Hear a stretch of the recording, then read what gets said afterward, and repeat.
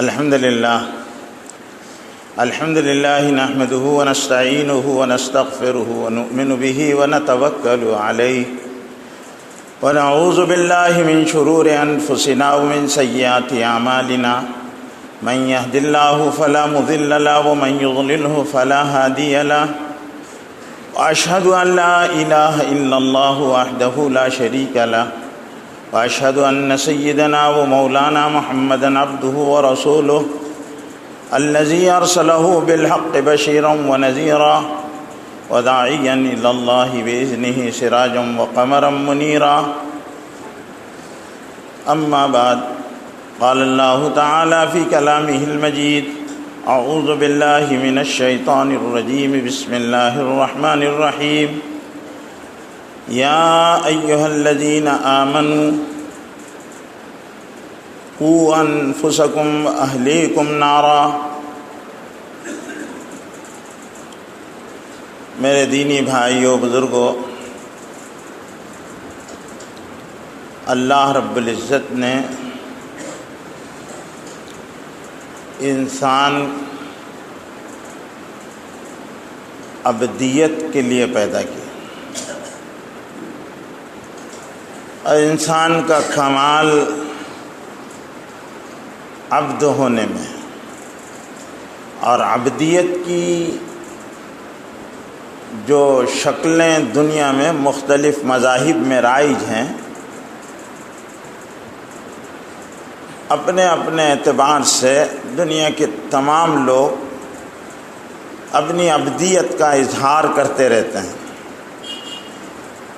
لیکن حضور اکرم صلی اللہ علیہ وسلم نے عبدیت کی جس جامع ترین شکل کو انسانوں کے سامنے پیش کیا،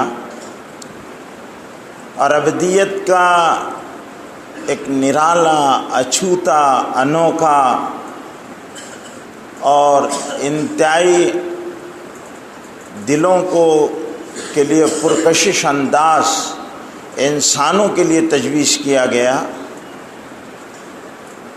وہ صرف اسلام ہی کا خاصہ ہے. عبدیت کا ایک پورا نظام حضور اکرم صلی اللہ علیہ وسلم کے ذریعے سے انسانوں کو دیا گیا، اور چونکہ حضور اکرم صلی اللہ علیہ وسلم کو اللہ تعالیٰ نے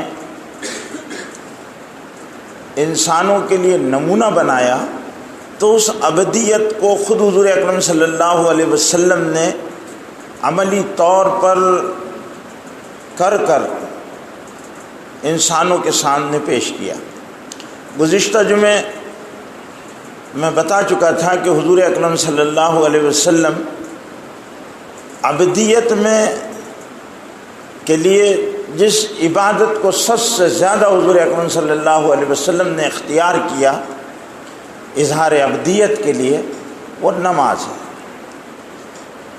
حضور اکرم صلی اللہ علیہ وسلم جتنی تعداد میں اور جس قدر نمازیں پڑھا کرتے تھے، اور جتنی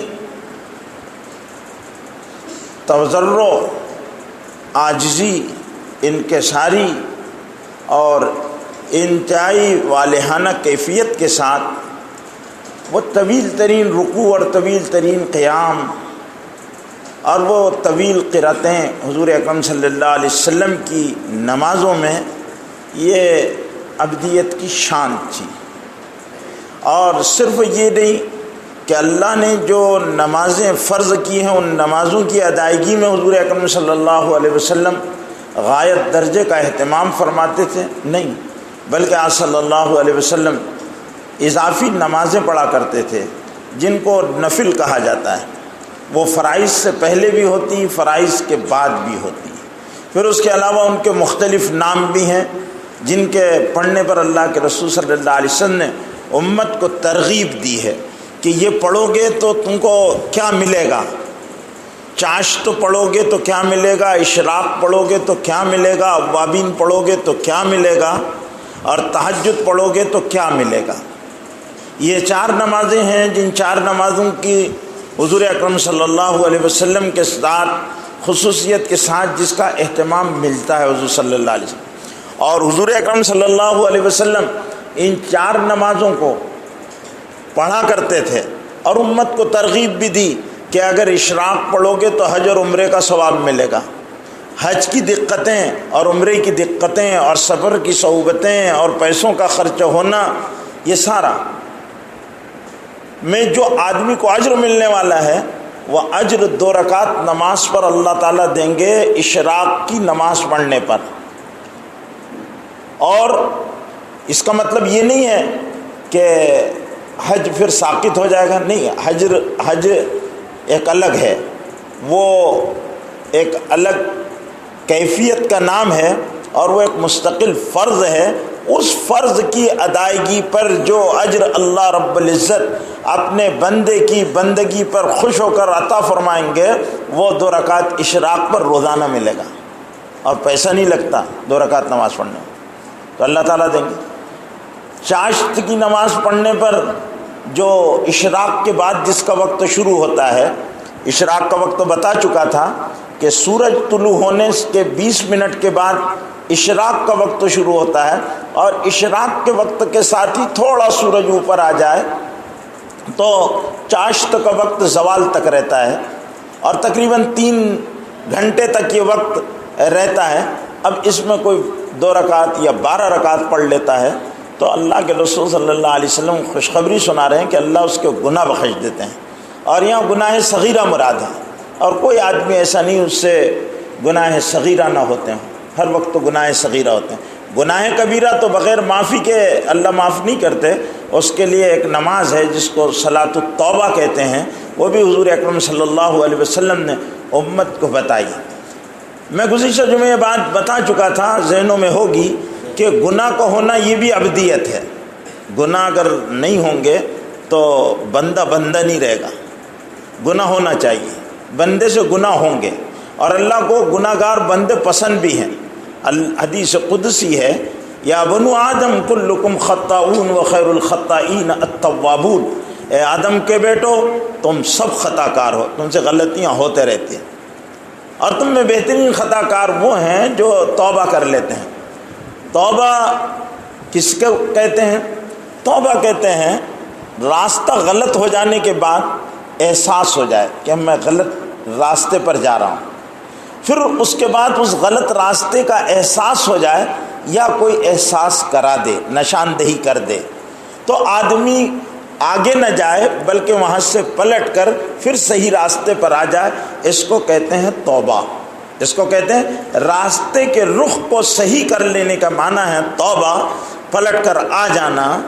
تو اللہ تعالیٰ کہتے ہیں، حدیث قدسی ہے، التائب من الذنب کمن لا ذنب لہ، پلٹ کر آنے والے کے لیے گناہ کوئی معنی نہیں رکھتا۔ تائب من الذنب، گناہ سے توبہ کرنے والا ایسا ہے جیسے اس نے گناہ کیا نہیں، اللہ تعالیٰ معاف کر دیتے۔ تو حضور اکرم صلی اللہ علیہ وسلم نے یہ نمازیں اضافی تعلیم فرمائی امت کو، یہ ابدیت ہے۔ فرض نمازوں کا ادا کرنا یہ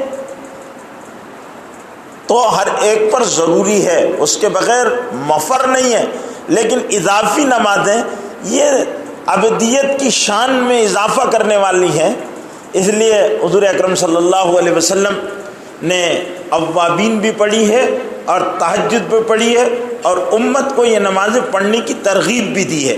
تہجد پڑھا کرو، تہجد صالحین کا شعار ہے، تہجد حوروں کا مہر ہے، تہجد سے دل روشن ہوتے ہیں، تہجد کے وقت خدا کی خصوصی نظر بندے کے قلب پر پڑتی ہے، اور بعض بندے ایسے ہیں کہ جب وہ تہجد پڑھتے ہیں تو خدا ان پر محبت والی نگاہ ان کے قلوب پر ڈالتے ہیں، جس سے قلوب کی قساوت اور سختی دور ہو جاتی ہے، اور اللہ تعالیٰ ان کے دلوں کو آخرت کی فکر سے آباد کر دیتے ہیں، دنیا کے غم سے آزاد کر دیتے ہیں۔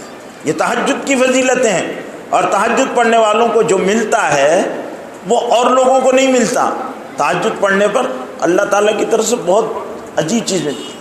حضور اکرم صلی اللہ علیہ وسلم پر تہجد واجب تھی، امت پر سنت ہے، اور یہ سنت ایسی ہے جس پر حضور اکرم صلی اللہ علیہ وسلم کا التزام و اہتمام ہے۔ اس لیے میں گزشتہ مسئلہ بتا چکا تھا، پھر مسئلہ بتا رہا ہوں کہ کوئی آدمی اگر تہجد کی نماز کا اول وقت رات کا آخر حصہ ہے لیکن کوئی آدمی اخیر حصے میں نہ اٹھنے کا اس کو اندیشہ ہو، شہروں میں تاخیر سے سونے کا مزاج ہے، تو وہ اپنی عشاء کی نماز کے بعد بھی تہجد کی نماز پڑھ سکتا ہے، لیکن ایسی صورت میں اس کو وتر کی نماز کو مؤخر کرنا ہے، بعد میں پڑھنا ہے، اور تہجد کو پہلے پڑھنا ہے۔ اس عذر کی وجہ سے تہجد کی نفل کو نہیں چھوڑنا چاہیے کہ تہجد کی نماز چھوٹ جائے گی، ہم سو کر اٹھیں گے۔ اگر سو کر اٹھے تو افضل ہے، کیونکہ اخیر وقت کو جب ساری دنیا سوتی ہے اس وقت اٹھ کر پڑھنا یہ رب سے غایت درجے کی محبت کا اظہار ہے کہ سارے لوگ سو رہے ہیں۔ قرآن نے ایسے ایمان والوں کی خوبی بیان کی، تتجافا جنوبہم عن المضاجع، ان کے پہلو خوابگاہوں سے جدا ہو جاتے ہیں اور وہ اٹھ کر اللہ کو یاد کرنے لگتے ہیں۔ تو یہ بہت بڑی بات ہے کہ آدمی کسی کی محبت میں گرفتار ہو۔ تہجد کی نماز اللہ سے اعلیٰ درجے کی محبت کا اظہار ہے۔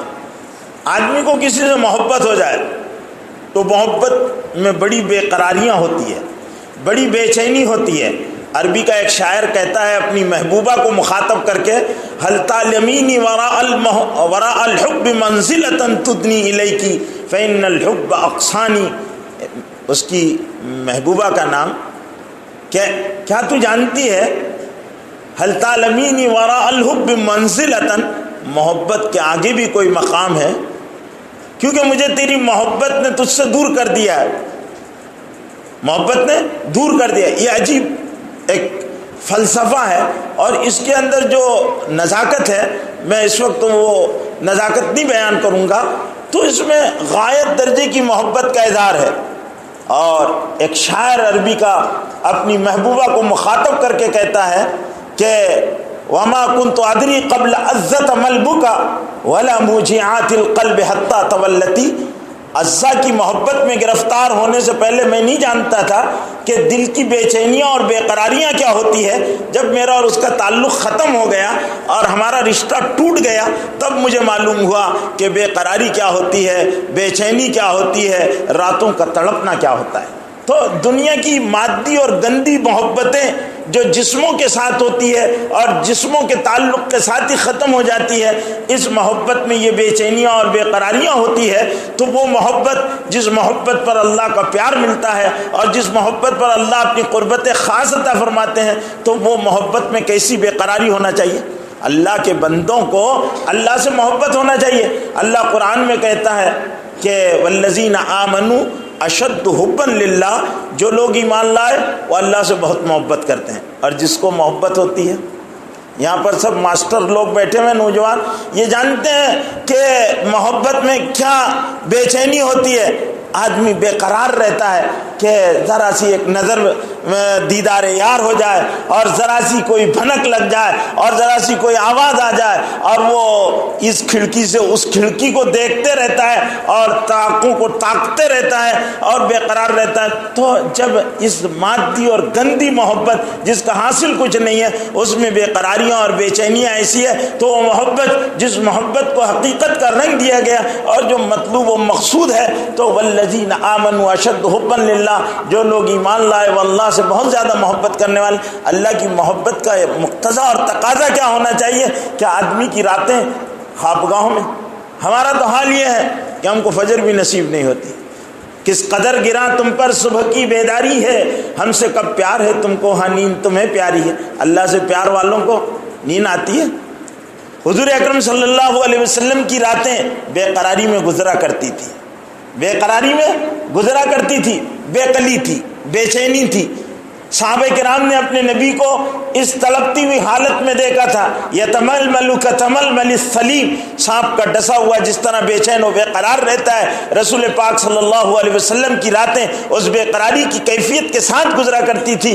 تو انہوں نے دیکھا تھا اپنے نبی کو کہ نبی پاک صلی اللہ علیہ وسلم رات کا طویل قیام کرتے، پائے مبارک ورما جاتے، آپ رات بھر قرآن پڑھتے، ایک ایک رکعت میں سورہ بقرہ، سورہ آل عمران اور سورہ نساء ایسی 5.5 پاروں کی صورتیں پڑھ لیا کرتے تھے۔ آپ کے پائے مبارک ورما جایا کرتے تھے، طویل سجدے ہوتے، طویل قیام ہوتا، دعائیں ہوتی، اس میں خوب لمبا سجدہ اور لمبا قیام ہوتا۔ یہ اللہ سے محبت تھی والذین آمنوا اشد حبا للہ، جو لوگ اللہ سے محبت کرتے ہیں وہ خوب اللہ کو یاد بھی کرتے ہیں۔ اللہ کے ذکر کس کو کہتے ہیں؟ ذکر کہتے ہیں یاد کو۔ تسبیح پڑھنے کو ذکر نہیں کہتے، اس کو تسبیح پڑھنا کہتے ہیں۔ ذکر الگ چیز ہے اور تسبیح پڑھ لینا الگ چیز ہے۔ ذکر کہتے ہیں یاد، اللہ کی یاد، اللہ کو ہر وقت یاد کیا جائے۔ اور جس کو یاد آدمی کرتا ہے اس کے لیے اپنے دل میں ایک بے چینی پیدا محسوس کرتا ہے، وہ محبت کی وجہ سے ہوتی ہے۔ اس کو بچی سے محبت ہوتی ہے، بیٹی سے محبت ہوتی ہے، بیٹے سے محبت ہوتی ہے۔ آدمی اپنی بیٹی کو، اپنے بیٹے کو، اپنی بیوی کو، اپنے ماں باپ کو یاد کرتا ہے اور ان کو یاد کرتے رہتا ہے۔ کیسے؟ زبان سے یاد کرتا ہے، زبان سے نہیں یاد کرتا، وہ دل سے یاد کرتا۔ جب دل سے یاد کرتا تو دماغ اس کے اثر کو قبول کرتا ہے، پھر وہ اس کے لیے بہت کچھ کرتا ہے۔ آج جو دنیا میں انسان کما رہا ہے، گھر بنا رہا ہے اور ساری چیزیں کر رہا ہے، اس لیے کہ اس کو اپنی اولاد سے محبت ہے، وہ اولاد کے لیے کر رہا ہے، وہ اولاد کے لیے کر رہا ہے۔ آدھی عمر، پونی عمر گزر چکی ہے لیکن وہ ان کے لیے گھروں کی تعمیر میں لگا ہوا ہے، ان کے لیے اچھے تعلیم کے انتظام میں لگا ہوا ہے کہ میرے بچوں، ان کو اس سے محبت ہے۔ تو جن سے محبت ہوتی ہے آدمی اس کو محبوب رکھتا ہے اور اس کے یاد میں اس کو مزہ آتا ہے۔ اس لیے ذکر کا مطلب ہی یاد کرنا ہے۔ اب ہم اللہ کو یاد کرنے والے، اگر ہم اللہ کو یاد کرنے والے بنے تو کیا حال ہوگا؟ صحابہ کا حال قرآن نے بیان کیا، یذکرون اللہ قیاما وقعودا وعلی جنوبہم، اللہ کو یاد کرتے ہیں کھڑے اور بیٹھے اور پہلو بدلتے ہوئے۔ کھڑے رہ رہے تو اللہ کو یاد کر رہے، بیٹھ رہے تو اللہ کو یاد کر رہے، پہلو بدل رہے تو کروٹیں بدل رہے تو اللہ کو یاد کر رہے، اور ان کے یاد کرنے کی گواہی اللہ دے رہا ہے کہ وہ اللہ کو ایسے یاد کرتے ہیں، وہ اس طرح اللہ کے لیے یاد کرتے رہے۔ تو یہ کیفیت ذکر کے ذریعے سے عبادت کا مزاج دیا اور تہجد کو اس کا مظہر قرار دیا کہ تتجافا جنوبہم عن المضاجع، ان کے پہلو خوابگاہوں سے جدا ہوتے ہیں، بے چینی اور بے قراری میں کھڑے رہتے ہیں اللہ کے سامنے۔ رات میں کوئی دیکھنے والا نہیں، بیوی بھی سو رہی، بچے بھی سو رہے، آدمی مصلی بچھا لے اور پھر اس پر کھڑے ہو جائے کہ نہیں اب سب کو بھول کر اس کو یاد کرنا ہے۔ کیا کیفیت ہوگی؟ کس کو؟ کوئی دیکھنے والا نہیں ہے، ریا کا شائبہ تک نہیں ہے، اور پھر اللہ ہے اور بندہ ہے۔ کسی کی شب وصل رو کر گزرے، کسی کی شب وصل رو کر کٹے، کسی کی شب وصل سو کر کٹے، میری شب وصل رو کر کٹے نہ سو کر کٹے۔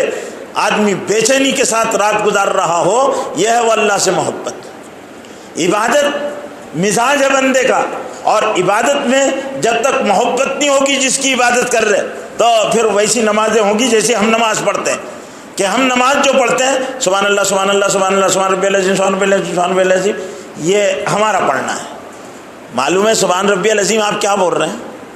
جب آپ کو خبر نہیں ہے کیا سبحان ربی العظیم کہہ رہے ہیں تو معنی کیا ہے، اور سمیع اللہ لمن حمیدہ کہہ رہے ہیں تو معنی کیا ہے، اور جب اللہ اکبر کہہ رہے ہیں تو آپ کے دل پر اس کا کہنے کا اثر نہیں پڑ رہا ہے، تو پھر وہ الفاظ ہیں جو زبان ادا کر رہی ہے اور دل ہے کہ اس کو سے غافل ہے، اس پر کوئی اثر نہیں ہو رہا۔ کیوں؟ محبت عجیب چیز ہے۔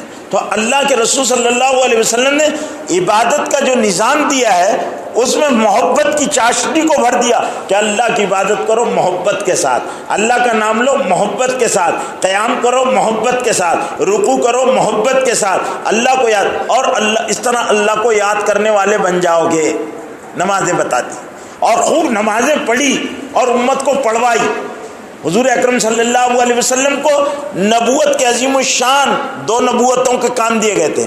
سارے نبی ایک ایک نبوت لے کر آئے، حضور اکرم صلی اللہ علیہ وسلم 2 نبوتیں لے کر آئے، ایک نبوت جو تمام انبیاء لے کر آئے، ایک ختم نبوت جو صرف محمد رسول اللہ لے کر آئے۔ آپ 2 نبوتیں لے کر آئے، 2 نبوتوں کا کام کرنا، اور سارے نبی علاقوں، خطوں، قبیلوں کے لیے آئے، محمد صلی اللہ علیہ وسلم سارے عالم کے لیے آئے۔ سارے نبی ایک محدود وقت کے لیے آئے، نبی محمد صلی اللہ علیہ وسلم مقررہ وقت کے لیے نہیں آئے۔ آج صلی اللہ علیہ وسلم قیامت تک کی انسانوں کی ہدایت کے نہیں لے آئے، لیکن اس کے بعد حضور اکرم صلی اللہ علیہ وسلم کی زندگی تو دیکھو کہ کتنی طویل عبادتیں، اسی نہیں نماز پڑھ رہے، ہم سے 5 وقت کی نماز صحیح ڈھنگ سے پڑھی نہیں جاتی۔ اللہ کے رسول اشراق بھی پڑھ رہے ہیں، چاشت بھی پڑھ رہے ہیں، اوابین بھی پڑھ رہے ہیں، تہجد بھی پڑھ رہے ہیں، اور زیادہ رکعتوں میں پڑھ رہے ہیں۔ ایک صاحب ہے، مول صاحب 2 رکعت تہجد پڑھ لیے تو چل جائے گا۔ میں نے نہیں ماموں سے نکٹا ماموں، ارے بھائی نہیں کچھ کرتا، اس سے جو کرتا وہ بھلا، 2 بھی کرے گا تو چلے گا۔ اللہ کے رسول 12 پڑھتے تھے، تو 2 ہی پڑھ لے۔ نہیں پڑھنے والے سے پڑھنے والا بہتر، نہیں کرنے والے سے کرنے والا بہتر، تو چل 2 پڑھ لے حضور صلی اللہ علیہ وسلم۔ پھر اس کے بعد حضور اکرم صلی اللہ علیہ وسلم کی ابدیت دیکھو، اذکار ہے۔ کیسے اذکار؟ پوری زندگی 2 باتیں حضور اکرم صلی اللہ علیہ وسلم کے یہاں نمایاں ہے، ایک دعا اور دوسرے ذکر۔ مسنون دعاؤں کا ایک بہت بڑا حصہ ہے جس کی باقاعدہ کتابی شکلیں علماء نے تیار کر دی ہے، حسن حسین ہے، اور اس کے علاوہ اور بہت ساری مستند کتابیں ہیں۔ عدیہ، کتاب العدیہ، حدیث میں ایک باب قائم کیا ہے، کتاب الاذکار والعدیہ۔ تمام محدثین نے حدیثوں کو جمع کیا ہے جس میں حضور اکرم صلی اللہ علیہ وسلم کے اذکار اور حضور اکرم صلی اللہ علیہ وسلم کی دعاؤں کو ذکر کیا گیا۔ دعا کیا ہے؟ یہ بھی ابدیت ہے۔ دعا بندہ ہونے کی شان ہے۔ خدا کو دعا کی ضرورت نہیں ہے، بندے کو دعا کی ضرورت ہے۔ دعا کہتے ہیں پکارنے کو، پکارنے کو۔ بندہ پکارے اپنے رب کو، ادعونی استجب لکم، تم مجھے پکارو میں تمہاری پکار کو قبول کروں گا۔ تو اب بندہ پکار رہا ہے، پکارنے کا ڈھنگ بتائے۔ ہم لوگ دعا کیسے مانگنا سیکھتے نہیں، نماز بھی تو سیکھ لیتے گرتے پڑتے، اور جیسی سیکھتے پھر اس کے بعد اصلاح بھی نہیں کرتے کہ ہماری نماز تو صحیح کر دیجئے۔ کبھی نہیں امام صاحب کے پاس کوئی مصلی آتا، 50 سال ایک امام ایک مسجد میں امامت کر رہا ہے، لیکن اس سے پوچھو کہ کوئی مصلی نے آپ سے اپنی نماز درست کرائی ہے؟ تو میرا خیال ہے کہ اللہ ماشاء اللہ کوئی ایسا ملے گا کہ وہ کہے کہ ہاں میرے پاس 1-2 لوگ ہیں جنہوں نے نماز واقعتاً درست کی۔ نماز کے بارے میں ایک مرتبہ یہاں بیان کر چکا ہوں کہ نماز کا ایک ظاہر ہے اور نماز کا ایک باطن ہے۔ ظاہر درست ہوگا تو باطن پر اس کے اثرات مرتب ہوں گے، اگر باطن صحیح، ظاہر صحیح نہیں ہوگا تو باطن بھی غلط ہوگا۔ نماز کیسے پڑھنا چاہیے، نماز میں کیسے کھڑے رہنا چاہیے، نماز میں کیا حرکتیں ہونا چاہیے، نماز میں اگر آپ کے جسم میں سکون نہیں ہے تو یہ علامت ہے اس بات کی کہ آپ کا دل نماز کے اندر لگا ہوا نہیں ہے، مطمئن نہیں ہے۔ جس کا دل کہیں ہو، دماغ کہیں ہو، نظر کہیں ہو، نشانہ کہیں ہو، تو اس کا جسم مختلف حرکتیں کرتا رہے گا، اور جس کی توجہ ایک ہی جگہ لگی ہوئی ہو اور وہ اللہ کی یاد میں غافل مست ہو تو اس کے حرکات و سکنات جو ہیں اس میں سکون اور ٹھہرا ہوگا۔ خشوع کس کو کہتے ہیں کہ آدمی کا حالت عبادت میں اس کے جسم کی حرکتیں جو ہے وہ ساکن رہے، بالکل کبھی ہل رہے ہیں تو کبھی پیر ادھر کر رہے ہیں تو کبھی کھجلا رہے ہیں تو کبھی ناک صاف کر رہے ہیں تو کبھی اوپر دیکھ رہے تو کبھی نیچے دیکھ رہے۔ یہ نماز میں خشوع نہیں ہے، یہ نماز غیر خشوع والی ہے۔ جب ظاہر صحیح نہیں ہے تو اندر کے نماز کی کیفیت کیا صحیح ہوگی؟ اس کو سیکھنا، ظاہر علماء سے سیکھے، باطن صوفیاء کرام وہ بھی صحیح اہل اللہ، ان سے جا کر سیکھیں، کیونکہ قلب پر مختلف واردات طاری ہوتی ہے۔ جب تک اہل اللہ کی صحبت نصیب نہیں ہوگی قلب کی واردات کا علاج نہیں ہوگا، اور جب تک قلب پہ آنے والے خیالات میں جماؤں کی کیفیت پیدا نہیں ہوگی اور خدا کے استحضار والی کیفیت نہیں پیدا ہوگی، نماز نہیں بنے گی، نماز نہیں بنے گی۔ نماز بنانے کے لیے اللہ والوں کی نظر، حضور اکرم صلی اللہ علیہ وسلم کا فیض نظر تھا کہ جن کی نماز کا ظاہر سکھایا ان کو باطن بھی اللہ کے رسول نے تعلیم فرما دیا۔ ان کی نماز ایسی تھی کہ نماز پڑھ رہے ہیں، اکثر آپ لوگوں نے یہ واقعہ سنا ہوگا کہ ایک صحابی اپنے باغ میں نماز پڑھ رہے اور پرندے کے پھڑپھڑانے کی وجہ سے نماز میں خیال اس باغ میں کی طرف منتقل ہو گیا، بے چین ہو گئے، اور حضور اکرم صلی اللہ علیہ وسلم کی خدمت میں آئے کہ اللہ کے رسول نماز میں خیال باغ کی طرف چلا گیا تھا، ہمارا خیال کہاں رہتا ہے؟ میری بھی وہی حالت ہے، اور میں سمجھتا ہوں کہ مومن کا آئینہ ہوتا ہے، آپ کی بھی وہی حالت ہوگی کہ جب ہم نماز پڑھتے ہیں تو ہمارا سب سے پہلے نیٹ ورک غائب ہو جاتا ہے، اور ہم پھر کہاں رہتے ہیں؟ نماز کے علاوہ سب جگہ رہتے ہیں، ہر خیال آتا ہے، ہر بات سوچتے رہتے ہیں بھئی ہم نماز پڑھ رہے ہیں، پھر ہماری نماز میں وہ جماع والی کیفیت کیوں نہیں ہے؟ نماز میں ایک صاحب نماز پڑھ رہے ہیں، 2 لوگ نماز پڑھ رہے تھے، ابھی 2-3 روز کی بات ہے، ایک صاحب نماز پڑھ رہے ہیں اور ان کی نماز دیکھ کر میرے دل میں خیال آیا، اللہ معاف کرے، کہ بھئی یہ نماز جو ہے، یہ آدمی جس انداز سے نماز پڑھ رہا ہے اس انداز سے نماز نہیں پڑھی جانی چاہیے، کیونکہ نماز میں عجیب حرکت، یوں کر رہے، ایسا کر رہے، ویسا کر رہے، عجیب حرکت ہے، پیر کدھر، ہاتھ کدھر، اور پورا متحرک ہے پورا، تو نماز اس کا نام تو نہیں ہے۔ نماز تو ایک کامل خشوع کی کیفیت کا نام، اس کے مقابلے ایک نوجوان بچہ نماز پڑھ رہا، اس پر ایک کیفیت تھی، تو میں نے کہا یہ نماز ہونا چاہیے، اور میرا دل کہہ رہا تھا کہ اللہ تعالیٰ یہ نماز کو یقیناً قبول کرے گا۔ قبول کرنا اپنا ڈپارٹمنٹ نہیں ہے، وہ اللہ تعالیٰ کا ہے، وہ جس کی چاہے نماز کو قبول کر لے اور جس کی چاہے منہ پر پھینک کر مار دے، لیکن جو اس کے ظاہر و باطن کی تعلیم اللہ کے رسول نے فرمائی ہے اس کا لحاظ تو نماز کے اندر ضروری ہے کہ ہماری نماز ایسی ہونا چاہیے، ہماری نماز میں ایک دم سکون کی کیفیت ہو، اطمینان ہو، طمانینت ہو، اور خشوع اور خضوع کی کیفیات ہو، اللہ کا استحضار ہو، نماز کا استخلاص ہو، اخلاص ہو، نماز کے مسائل کا علم ہو، نماز کی فضائل کی معلومات ہو، اللہ یقین ہو، اور اللہ کے پاس سے ملنے والے اجر پر کامل یقین ہو کہ اس نماز پر اللہ مغفرت کے فیصلے کرنے والے ہیں، گناہوں کو معاف کرنے والے ہیں۔ اللہ کے رسول نے فرمایا کہ جو نماز پڑھے اس کے گناہ معاف کر دیے جاتے ہیں، جیسے پتجھڑ میں درخت سے پتے جھڑ جاتے ہیں ایسے گناہ نمازی کے بدن سے جھڑ جاتے ہیں۔ یہ استحضار اور یقین تو ہونا چاہیے، یہ نماز، یہ ابدیت ہے۔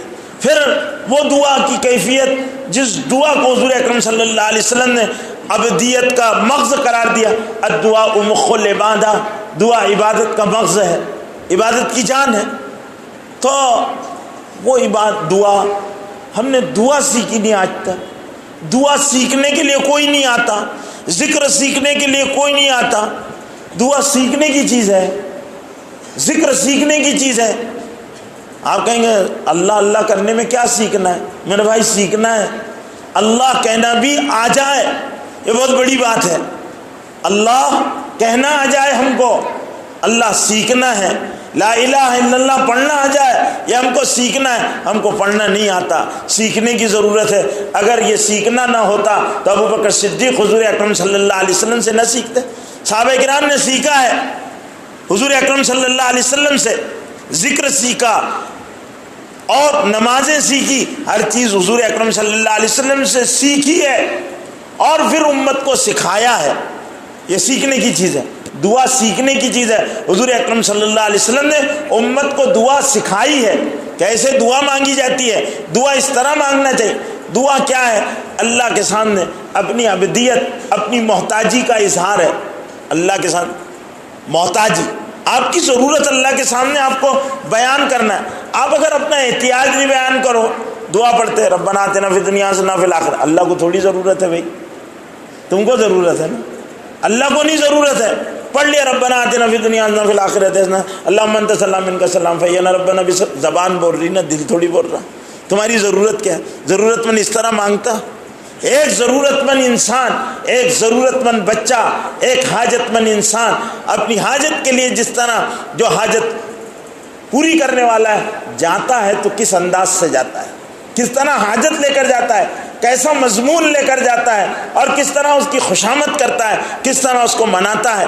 ایک بچے کو ماں سے بچہ جب مانگتا ہے تو دعا سیکھنا ہے تو اپنے گھروں میں مشاہدہ کرو کہ بچہ اپنی ماں سے کس طرح مانگتا ہے، بس دعا مانگنا آ جائے گی، دعا سیکھ لو گے۔ امی کو گلے میں ہاتھ ڈال رہا، ابو کے گلے میں ہاتھ ڈال رہا اور ان کو بہلا رہا ہے، طرح طرح کی پیاری پیاری باتیں کر رہا ہے۔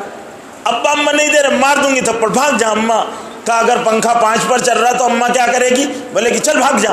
بعد مرتبہ بہت ٹینشن میں رہتی ہے اماں تو کہیں گی بھاگ جا، مار دوں گی، لیکن وہ مار کھا لے گا لیکن رہے گا وہیں پر اماں، اور اپنی ضرورت کو وہ اپنی اماں اور ابا سے منوا لیتا ہے۔ تو ایک بندہ جس اللہ کو اپنے بندوں سے 70 ماؤں سے زیادہ پیار ہے، کیا وہ ہماری ضرورتیں ہم مانگے اور وہ پوری نہیں کرے گا؟ اس نے کہا یا ایھا الذین آمنوا استعینوا بالصبر والصلاۃ، اے ایمان والو اللہ سے مانگو، استعانت اسی سے طلب کرو، مانگو۔ جب ہم اللہ سے نہیں مانگتے تو پھر ادھر ادھر مانگتے پھرتے، ادھر مانگو ادھر مانگو ادھر مانگو، اور جو اللہ سے نہیں مانگے گا اللہ اس کو ہر ایک کے در پر جھکائے گا اور اس کو ذلیل کرے گا۔ دنیا ملے گی مخلوق کے ذریعے ذلت کے ساتھ ملے گی، خالق کے ساتھ ملے گی، عزت کے ساتھ ملے گی، آبرو نہیں جائے گی، آبرو نہیں جائے گی۔ آج ہم من حیث القوم بھی اور ذاتی اور شخصی زندگیوں میں بھی لوگوں سے تو مانگتے ہیں، خدا سے نہیں مانگتے۔ میں نے گزشتہ جمعے میں ایک نقطہ بیان کیا تھا جس کو بڑے درجے کے کامل علماء نے بیان کیا ہے، حضرت آدم اور حضرت حوا کا دعا کا، کہ دونوں نے توبہ کی، اور کیسی توبہ کی؟ اجتماعی توبہ کی۔ میاں بیوی سے گناہ ہوتے ہیں، میاں بیوی کو مل کر توبہ کرنا ہے۔ بعض مرتبہ آدمی اپنی توبہ کر رہا ہے لیکن گناہ اجتماعی ہے، توبہ بھی اجتماعی ہے۔ حضرت آدم اور حضرت حوا کی توبہ اجتماعی تھی۔ ربنا ظلمنا انفسنا وان لم تغفر لنا وترحمنا لنکونن من الخاسرین، یہ حضرت آدم اور حضرت حوا نے مل کر دعا کی تھی، میاں بھی اسی طرح دعا کبھی انفرادی ضرورت ہوتی ہے اور کبھی اجتماعی ضرورت ہوتی ہے۔ حضور اکرم صلی اللہ علیہ وسلم نے انفرادی دعائیں بھی فرمائی اور اجتماعی دعائیں بھی فرمائی ہے، اور اجتماعی دعاؤں کو حضور اکرم صلی اللہ علیہ وسلم نے بعض مرتبہ صحابہ کو جمع کر کر دعا فرمائی ہے، جیسے استسقاء کی نماز، بارش نہیں آ رہی، یہ اجتماعی مصیبت ہے بارش کا نہ آنا، اجتماعی مصیبت ہے بارش کا نہ آنا۔ تو اب اجتماعی مصیبت کے لیے اجتماعی دعا، حضور اکرم صلی اللہ علیہ وسلم نے نماز استسقاء تعلیم فرمائی، اس میں بھی ابدیت ہے، پہلے اللہ کو راضی کرو نماز پڑھو۔ صلاۃ الاستسقاء پڑھی گئی، صلاۃ الاستسقاء یعنی سیرابی کی نماز، سیرابی حاصل کرنا، پانی طلب کرنے کی نماز، تو پھر اس کے بعد نماز پڑھی جائے اور پھر اللہ سے دعا کی جائے، اور اس میں سارے آؤ اور اتنی عاجزی بتاؤ اللہ کو، اور اپنی بندگی کا ایسا اظہار کر دو کہ پراگندہ بال جاؤ، چادر لے کر جاؤ، اور اپنے جانوروں کو بھی لے کر جاؤ، اپنے بچوں کو بھی لے کر جاؤ، بوڑھوں کو بھی لے کر جاؤ، کہ اللہ تعالیٰ کو پیار آ جائے کہ ان کے جانور بھی آئے ہیں، پیاسے ہیں، ان کے بچے بھی آئے ہیں، انہوں نے تو کوئی گناہ نہیں کیے۔ اللہ جب بچے سارے عیدگاہ میں شہر سے باہر اپنی ابدیت کا اظہار کر رہے ہوں اور اپنے اللہ سے اپنے گناہوں کا اقرار کر رہے ہوں، اور سارے اجتماعی مصیبت میں پریشان ہوں، اور سب رو رہے چیخ رہے چلا رہے تضرع آہ وزاری کر رہے ہوں، اللہ کو پیار آ جائے تو اللہ چلو بڑوں کے گناہ، کبھی بعض مرتبہ اللہ ایسا ہوتا ہے کہ کسی کی غلطی بڑی سخت ہوتی ہے اور معاف کرنے کو انسان کو بھی، ایک انسان کی غلطی کو معاف کرنے کے لیے جی نہیں چاہتا ہے، لیکن بعض مرتبہ دیکھتا ہے کہ جانے دو اس کے بچے ہیں، اس کے وہ ہیں، اور ان پر رحم کر کر، اس کے ضعیف ماں باپ ہیں ان کے کا خیال کر کر آدمی اس کو درگزر کر دیتا ہے کہ جانے دو بھائی یہ اپنا کام کرنے والا نوکر ہے، یہ ایسا اتنی بڑی تکلیف دے دی ہے، لیکن اب اس کے بوڑھے ماں باپ ہیں، بوڑھے بچے ہیں، ان پر نظر کر کر وہ اس کو درگزر کر دیتا ہے، معاف کر دیتا ہے۔ ایسا اللہ رب العزت نے اپنے کرم کو اور اپنی صفات کو اپنے بندوں میں ڈالا ہے، تو اللہ تعالیٰ بھی جب بندے آئیں صلاۃ الاستسقاء پڑھیں تو اللہ تعالیٰ کے سامنے یہ عذر لے کر جاؤ، یہ ابدیت ہے، بندگی ہے، اس بندگی والی شان کے ساتھ اللہ کے حضور میں پھر اللہ سبحانہ صلاۃ الاستسقاء ہے۔ اللہ کے رسول صلی اللہ علیہ وسلم نے صلاۃ الخوف بتائی، اندیشے ہوں، خطرے ہوں، امت پر حالات خراب سے خراب آ جائیں، ظالم مسلط ہو جائے، تو پھر قنوت نازلہ پڑھو، دعا کرو اللہ سے، اجتماعی دعا، اور وہ نماز میں پڑھی جائے گی قنوت نازلہ۔ اللہم اہدنا فیمن ہدیت وعافنا فیمن عافیت وتولنا فیمن تولیت وبارک لنا فیما اعطیت وقنا شر ما قضیت فانک تقضی ولا یقضی علیک فانہ لا یذل من والیت ولا يعز من عادیت تبارک ربنا وتعالی نستغفرک ربنا ونتوب الیک۔ یہ اور اس کے بعد کی دعا، اس میں بندے نے اپنی حاجت کو بیان کیا ہے جو عام طور پر قنوت نازلہ میں پڑھی جاتی ہے۔ تو یہ دعا ہے۔ دعا مانگنے کا طریقہ ہم کو سیکھنا ہے، پھر دعا مانگنا۔ ہم دعا کے لیے 1 منٹ بھی نہیں دیتے۔ دعا کے لیے روزانہ آدھا گھنٹہ دو، آدھا گھنٹہ روزانہ بیٹھو، آدھا گھنٹہ۔ اور رات کی تنہائی میں اللہ کی طرف، راشن کی دکان پر کب جاتا آدمی؟ پہلے پوچھتا وہاں بھیڑ تو نہیں ہے، موقع دیکھتا بھیڑ کم ہو، جلدی سے نمبر آ جائے، پہلے چلا جاتا کہ وہاں کوئی نہیں رہے گا، نمبر جلدی سے لگ جائیں گے۔ راشن کی دکان پر، بینک میں، سب جگہ آدمی جلدی جاتا کہ مجھے لائن نہ لگانا پڑے اور میرا نمبر جلدی سے آ جائے۔ اور جہاں سے ملتا ہے وہاں مانگتے ہی نہیں آدمی، وہاں نمبر ہی نہیں لگاتا آدمی، سب سے اخیر میں آتا۔ مسجد میں کب آتا؟ سب سے اخیر میں آتا، اور جاتا سب سے پہلے۔ جانا سب سے بعد میں چاہیے۔ اور مانگنے کی عمر تو میرے بھائیوں بڑھاپا تھوڑی ہے، بھاگنے والے جوان رہتے، جوانی میں مانگا جاتا ہے۔ جوانوں کی ضرورتیں زیادہ، جوانوں کے کام زیادہ، جوانوں کی ذمہ داریاں زیادہ، جوانوں کے لیے کرنا زیادہ، تو اس میں تو ان کو سب سے زیادہ بے نیاز ہے۔ اللہ سے بے نیازی اور استغنا کے ساتھ امت زندگی گزار رہی ہے، اس لیے اللہ تعالیٰ نے کہا مانگو، تمہارے حقوق کی لڑائی لڑو، جاؤ قوموں کے پاس، ہمارا یہ حق دے دو، ہمارا یہ حق دے دو، ہم اتنے بیکورڈ ہیں، ہمارے کو اس کیٹیگری میں ڈال دو، ہمارا یہ حق دے دو، جاؤ مانگتے رہو۔ ذلت ذلت ذلت ذلت۔ اللہ اپنے بندوں کو ذلیل نہیں کرتے۔ اللہ نے کہا للہ العزت ولرسولہ وللمؤمنین، عزت اللہ کے لیے، اللہ کے رسول کے لیے، ایمان والوں کے لیے۔ جن کا سر خدا کے سامنے جھکتا ہے اللہ اس سر کی لاج رکھتے ہیں، مخلوق کے سامنے جھکنے نہیں دیکھتے، اور جن کے ہاتھ خدا کے سامنے پھیلتے ہیں اس کو مخلوق کے سامنے پھیلنے نہیں دیتے، مستغنیات۔ لیکن ہم مانگتے نہیں نا۔ کیسے مانگتے؟ وہ مانگتے جو ریکارڈ والا ہے، جیسے کیسٹ میں رہتا، سی ڈی میں رہتا، وہ والا پڑھ دیا گیا الفاظ ہے۔ ٹیپ میں یا موبائل کی چپ میں اگر کوئی چیز آپ نے ڈاؤن لوڈ کر دی یا ریکارڈ کر دی ہے تو وہ بج رہا ہے، یہ ایسا بج رہا، ہمارا ربنا آتنا بج رہا۔ مانگنا ایسا مانگتے، مانگنا سیکھو۔ اللہ کہہ رہے مانگو، در کریم سے بندے کو کیا نہیں ملتا، ہر چیز دیتے اللہ، لیکن مانگنے کا ڈھنگ، سلیقہ، اس میں عبدیت کی شان۔ مانگنے کے لیے طریقہ مختصر میں بتا دیتا ہوں۔ مانگنا ہے تو 2 رکعت صلاۃ الحاجت کی تعلیم فرمائی اللہ کے رسول کہ 2 رکعت نماز حاجت کی پڑھو، 2 رکعت نماز جو ضرورت ہے اس کو اللہ کے سامنے پیش کرو۔ یا ایھا الذین آمنوا استعینوا، حاجت کے وقت اللہ کی طرف رجوع کرنا واجب ہے، بعض علماء کے نزدیک واجب ہے 2 رکعت نماز، اور بعض کے نزدیک سنت ہے اور بعض کے نزدیک نفل ہے کہ اللہ کے سامنے بندہ 2 رکعت نماز پڑھے اور اپنی حاجت کو 2 رکعت نماز پڑھے۔ صدقہ کرو، اللہ کے غضب کو صدقہ ٹھنڈا کرتا ہے۔ اللہ کے رسول نے فرمایا الدعاء ترد البلا، دعا بلا کو ٹالتی ہے، الدعاء ترد القضاء، دعا سے فیصلے بدل جاتے ہیں اور صدقے سے بلائیں ٹل جاتی ہیں، صدقے سے بلائیں ٹل جاتی ہیں۔ صدقہ پھر اللہ کی خوب تعریف بیان کرو، اس کا ذکر کرو دل جمی کے ساتھ، اور اس استحضار کے ساتھ اللہ سے مانگو کہ اللہ سمیع ہے، سن رہے۔ پہلے تو یہ یقین ہونا کہ میں جس سے دعا کر رہا ہوں وہ اللہ سننے والا ہے، یہ یقین، یہ ایمان کہ میں جس سے کو کہہ رہا ہوں وہ سنتا ہے، ہمارا خدا سنتا ہے، انہو سمیع ہے۔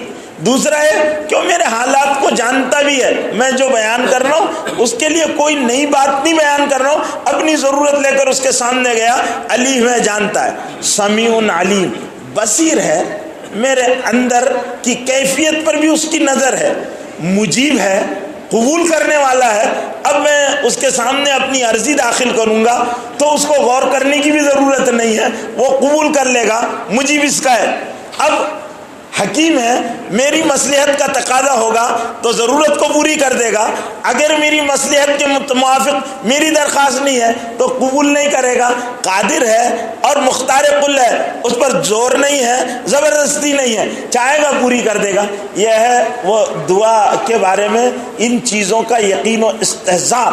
اب اس کے ساتھ اللہ کے سامنے ہاتھ پھیلانا اور پھر اللہ کا خوب ذکر کرنا اور پھر اللہ کے سامنے بہت دل جمعی کے ساتھ، جس میں آدمی کی چہرے سے اس کی دعا کرنا۔ ایک آدمی مطاف میں بیٹھا ہوا تھا، اس میں حتیم میں بیٹھا ہوا تھا اور دعا کر رہا تھا، وہ اندھا تھا، دعا کر رہا تھا، اے اللہ آنکھ دے دے، آنکھ دے دے، آنکھ دے دے۔ اس زمانے کا گورنر، مدینے کا، مکے کا گورنر حجاج ابن یوسف ثقفی، بڑا ظالم تھا، وہ آ گیا، اس نے دیکھا کہ اندھا دعا کر رہا ہے، اللہ آنکھ دے دے، اللہ آنکھ دے دے، تو بھلا اللہ جس کو اندھا کر دے تو اس کو دوبارہ آنکھ، اللہ کی قدرت ہے، دینے پر قادر ہو، لیکن اللہ دیتے نہیں۔ تو اب یہ دعا مانگ رہا اور دعا بھی زبردستی کی مانگ رہا۔ اس نے ایک لات مارا، اے اندھے کیا دعا کر رہا تو؟ کہنے لگے آنکھ مارا۔ بولے میں حجاج ہوں۔ جیسی حجاج کا نام جو سنتا تھا تو وہ گھبرا جاتا تھا، اب ڈر گیا۔ کہنے لگے دیکھ میں طواف کرنے کے لیے آیا ہوں، میرے طواف کرنے تک اگر تیرے نے آنکھیں نہیں آئی تو تیری گردن مار دوں گا۔ اب اندھا بڑا گھبرایا کہ ابھی تک آنکھ کا سوال تھا، اب جان کا بھی سوال ہے۔ اب اس کی دعا کی کیفیت بدل گئی اور اس نے جو دعا مانگی ہے اللہ سے تو اللہ تعالیٰ کو اس کی دعا کے مانگنے کی کیفیت پر پیار آیا اور اللہ تعالیٰ نے اس کو آنکھ دے دی۔ حجاج آیا، یہ واقعہ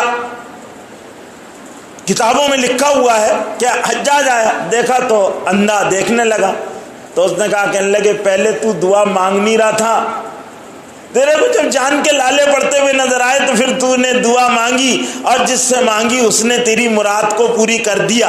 تو حجاج جیسے ظالم کو یقین تھا کہ یہ دعا نہیں ہے، یہ دعا پڑھی جا رہی ہے اور یہ قیامت تک پڑھی جائے گی تو ضرورت پوری نہیں ہوگی، اور یہ دعا ہے جس کے مانگنے پر اللہ کو پیار آتا ہے۔ بہت مرتبہ ایسا ہوتا ہے کہ آدمی دعا کرتا ہے، دل سے دعا نکلتی ہے۔ دعا کیا ہے؟ ماں باپ کی خدمت کرو تو ان کے دل سے دعا نکلتی ہے، مظلوم کی آہ سے بچو، اس سے دعا نکلتی ہے، جس کو بد دعا کہتے ہیں، وہ عرش الہی تک پہنچتی ہے۔ کسی کو ستانے سے بچو، رشتہ داروں کو کے رشتے توڑنے سے بچو، کہ جب رشتہ ٹوٹتا ہے تو اس کے ٹوٹنے پر ہم نے توڑا، ہم نے زیادتی کی کسی رشتہ دار پر اور قرابت دار پر، تو اس کے ٹوٹنے پر اس کو جس کے ساتھ رشتہ ٹوٹا گیا اور ظلمن ٹوٹا گیا تو اس کے دل سے آہ نکلتے، اس کے الفاظ نہیں نکلے۔ ہر ایک آدمی یہ نہیں کہ تیرا ستیہ ناش ہو اور تو غارت ہو اور تیرے بیڑے غرق ہو۔ عورتوں کے جیسا ہر آدمی بکھیڑا لے کر نہیں بیٹھتا، عورتوں کی عادت ہوتی بات بات پر بد دعا دیتی، لیکن وہ دعا نکل گئی، بس وہ آہ نکل گئی، اور وہ آہ بترس آہ ہے مظلومہ، مظلوموں کی آہ سے بچو۔ اللہ کے رسول فرماتے اتقوا من دعوت المظلوم، مظلوم کی بد دعا سے بچو، اس لیے کہ لیس بینہ و بین اللہ حجاب، اس کے اور اللہ کے درمیان میں حجاب نہیں ہوتا، اللہ قبول کرتے۔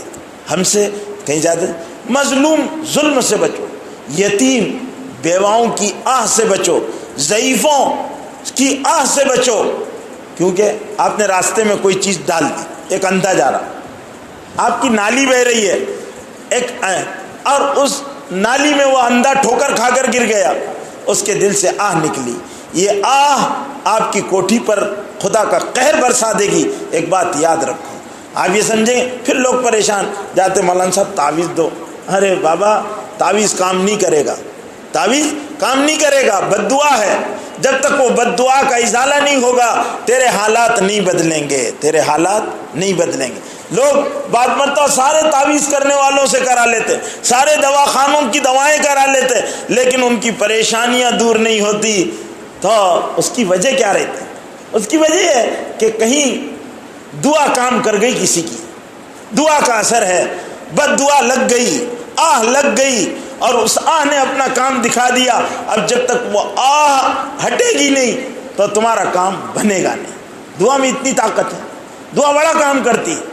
آدمی کسی کو مار دیتا ہے، اپنے ماتحت کو مار دیتا ہے اور آہ نکل جائے، نہیں، اس سے ڈرو، اللہ کو بڑا سنتے ہیں، اللہ سمیع، بہت تیزی سے سنتے ہیں اللہ تعالیٰ، اور بہت تیزی سے قبول بھی کر لیتے ہیں۔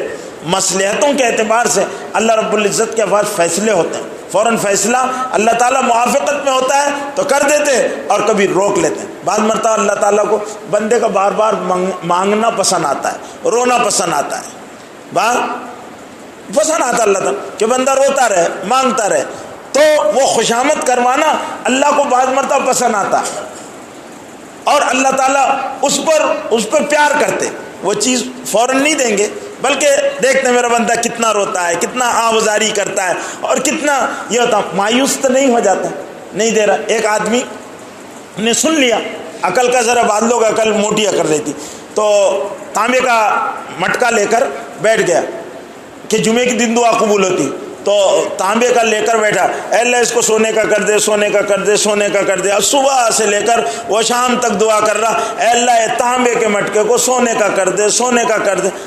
بار بار دیکھ رہا سونے کا ہوا نہیں، بار بار دیکھ رہا سونے کا ہوا نہیں۔ اب جب اس کو چڑ گیا کہ سونے کا، بولے سونے کا نہیں کرتا تو مٹی کا کر دے، اور جیسے اس نے کہا مٹی کا کر دے، وہ قبولیت کی گھڑی تھی، مٹی کا ہو گیا۔ کہنے لگے اتنی دیر تک میں بھینس دھوتے رہا، اور جب دودھ کا ٹائم آیا میں مایوس ہو گیا۔ تو اللہ سے مایوس نہیں ہونا، لا تقنطوا من رحمت اللہ، اللہ کی رحمت سے مایوس مت ہو۔ اللہ سمجھتے ہیں کب دینا چاہیے، کب نہیں دینا چاہیے، کس کو دینا چاہیے، کس کو نہیں دینا چاہیے، کیا دینا چاہیے، کیا نہیں دینا چاہیے، لیکن مانگنا یہ بھی عبدیت ہے، اور اس اظہار عبدیت پر اللہ کو پیار آتا۔ آدمی اپنا پیش کرے، آدمی اللہ کے سامنے، اور مانگو تو ایسا نہیں، احتیاج، اپنی ضرورت اللہ کے سامنے ہم کو اس انداز میں پیش کرنا کہ واقعتاً آپ کو اس کی ضرورت ہے، اور اللہ ہی اس ضرورت کو پورا کر سکتے ہیں۔ اس لیے صلاۃ الحاجت پڑھیں، ایک نماز صلاۃ الحاجت کی، صلاۃ الاستسقاء اجتماعی نماز، ایسی اجتماعی مصیبتیں آتی، سورج گرہن کا ہونا، چاند کو گہن لگ جانا۔ اللہ کے رسول نے کسوف اور خسوف کی نماز بتائی۔ کسوف کی نماز، چاند سورج کو جب گرہن لگے تو لوگ اس کی ویڈیوگرافی کرتے ہیں، لوگ لوگوں کو بتاتے ہیں، لوگ برتنوں میں پانی رکھ کر دیکھتے ہیں، ایسی جگہوں کا سفر کرتے ہیں جہاں چاند سورج کو گرہن لگنے والا ہوتا ہے یا چاند کو گرہن لگنے والا ہوتا ہے۔ یہ کوئی اچھی علامت نہیں ہے، یہ عقل کا پرابلم ہے کہ آدمی، یہ عذاب کی کیفیت ہے۔ جب سورج گرہن اور چاند گرہن لگے اس وقت اللہ کی طرف دوڑنے کی ضرورت ہے، مسجدوں میں آنے کی ضرورت ہے۔ تیز آندھی چلے، تیز ہوا چلے، صحابہ کرام کہتے تھے کہ جب تیز ہوا چلتی تھی یا تیز آندھی آتی تھی ہم ڈر جاتے تھے اور مسجدوں کا رخ کرتے تھے، اللہ کو یاد کرتے تھے۔ اور ہم کیا کرتے ہیں کہ کوئی ایسی اجتماعی پریشانی نظر آتی ہے تو کالا بادل آتا تھا تو صحابہ ڈر جایا کرتے تھے، اور ہم کیا کرتے، فوٹو کھینچتے، کیمرے لگے ہوئے فوٹو کھینچتے، اور سورج گرہن ہوتا فوٹو کھینچتے۔ میرے بھائیوں نہیں، مسجد میں آنا، نماز ہے صلاۃ الکسوف، چاند گرہن کی نماز، اور وہ امام پڑھائے گا، اجتماعی نماز پڑھی جائے گی، اس میں امام دعا کرے گا اور سارے لوگ اللہ سے ڈرتے رہیں گے، صدقے دیں گے، اور جب تک نماز چلتی رہے گی اور دعا کہ جب تک وہ سورج گرہن ٹل نہ جائے، سورج سے گرہن نکل نہ جائے۔ صلاۃ الخسوف بھی اسی طرح ہے نماز، کہ وہ اس کو بھی نماز پڑھنے کو حکم دیا، تو یہ نماز ہے، صلاۃ الخوف ہے، صلاۃ الخشوع ہے۔ اور میرے بھائیوں ایک نماز ہے صلاۃ استخارہ۔ اللہ کے رسول صلی اللہ علیہ وسلم فرمایا کوئی کام کرنا ہو تو اللہ سے پہلے خیر طلب کرو۔ ما خاب من استخار وما ندم من استشار، جس نے استخارہ کیا اس کو ناکامی ہاتھ نہیں لگے گی، اور جس نے مشورہ کیا اس کو شرمندگی نہیں اٹھانا پڑے گی۔ اس لیے صلاۃ الاستخارہ ہر کام میں ہے، خیر کے کام میں، جو کام کرنا چاہتے ہیں، مکان خریدنا ہے 2 رکعت نماز نفل پڑھو اور پھر اللہ سے خیر طلب کرو، اور اس کی خیر کی دعا ہے اللہم انی استخیرک بفضلک واستشیرک برحمتک۔ اللہ تعالیٰ سے وہ دعا استخارہ ہے، وہ دعا استخارہ کرنا چاہیے، پڑھنا چاہیے۔ اور وہ رات میں، اب لوگ نماز استخارہ صرف نکاح کے واسطے کرتے ہیں کہ، اور پھر یہ سمجھتے ہیں کہ اس میں کچھ نظر آ جائے گا، تو نماز استخارہ کا مطلب یہ نہیں ہے کہ کوئی خواب میں آ کر تم کو بتائے گا یہ کام کرو یا نہیں کرو۔ نماز استخارہ اللہ سے خیر طلب کرنا ہے. پھر دل کا رجحان جس طرف ہو، خواب آنا ضروری نہیں، نماز پڑھنے کے بعد اللہ سے مانگو کہ اللہ میں کام کرنا چاہتا، مکان خریدنا چاہتا، نکاح کرنا چاہتا، بیٹی کا نکاح کرنا چاہتا ہوں، فلانا کاروبار کرنا چاہتا ہوں. اب اگر اللہ تعالیٰ کی طرف سے اس میں رجحان آئے، طبیعت کا رجحان کسی طرف مائل ہو جائے، تو اس کو کہتے ہیں اللہ سے خیر طلب کرنا. کوئی کام کرو تو بتایا کہ تم اپنی ہوشیاری مت دکھاؤ، تمہاری ہوشیاری نقصان دے سکتی ہے. اللہ سے پہلے خیر طلب کر لو، اے اللہ یہ کام کرنا چاہتا ہوں. اللہ کی طرف سے دل کا رجحان ایک طرف کر دیا جاتا، جس طرف ہو جائے وہ کام کر لو، اس میں اللہ خیر ڈال دیں گے. تو میرے بھائیوں یہ ابدیت ہے. اب آگے اس سلسلے کے مضامین اور ذکر کیے جائیں گے. جو کہا گیا میرے بھائیوں اس پر اہتمام کے ساتھ کوشش کریں. اوابین کی، اشراق کی، تہجد کی اور چاشت کی نمازوں کا اہتمام، نمازوں میں خشوع اور خضوع پیدا کرنا، نمازوں کے ظاہر کو اور نمازوں کے باطن کو سیکھنا، دعاؤں کے لیے اپنے وقت کو فارغ کرنا اور خود دل جمی اور دل لگا کر نمازوں کو پڑھنا اور دعا کرنا. اور اسی طرح اذکر اللہ ذکرًا کثیرا وسبحہ بکرۃ واصیلا، اللہ کو خوب یاد کرنا صبح اور شام، اور اس کی تسبیح کرنا. چلتے پھرتے ہماری عادت بن جائے اللہ کو یاد کرنے کی. اللہ مجھے اور آپ کو کہنے سننے سے زیادہ حسن عمل کی توفیق نصیب فرمائے. واخر دعوانا